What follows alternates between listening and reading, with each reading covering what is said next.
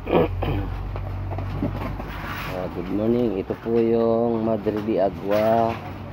Isusubok ko pakain sa mga manok kung may sakit, kasi ang sabi nila maganda raw to sa mga sakit na manok. Itatry ko lang kung talagang effective to. Ngayon pag effective to, babalikan ko po kayo at ipopost ko ulit sa YouTube.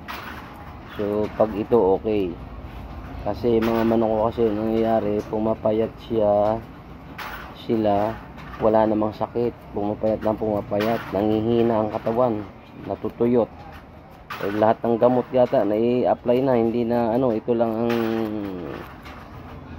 tanging paraan yata para bumalik ang katawan nila. Kaya ito susubukan ko, dahon ng Madre de Agua.